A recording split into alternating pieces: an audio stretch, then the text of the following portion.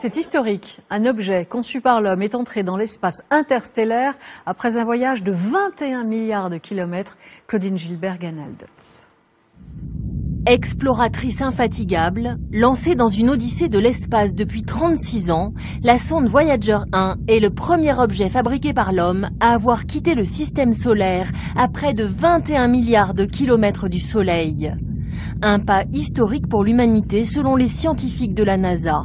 On a réussi. C'est ce qu'on espérait tous en se lançant dans cette aventure il y a 40 ans.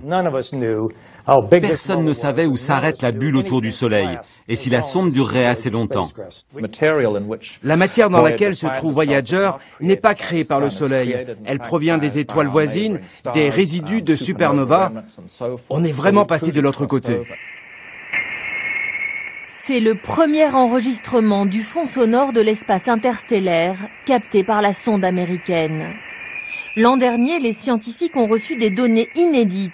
Elles indiquent que Voyager se déplace désormais dans un milieu beaucoup plus dense que la bulle du système solaire. En 2004, il y a une dizaine d'années, Voyager 1 a passé une première frontière. Cette première frontière définissait la zone qui était entièrement régie par le Soleil et on arrivait dans une zone intermédiaire qui était régie pour une part par le Soleil mais aussi par le milieu interstellaire.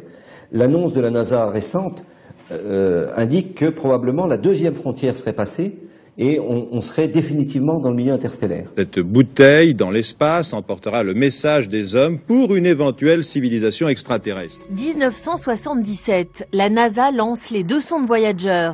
Après avoir étudié les 4 planètes géantes, comme ici Jupiter, elles prennent le large pour explorer les confins du système solaire. Seul l'épuisement de leur énergie autour de 2025 nous privera des nouvelles de leur voyage sans fin.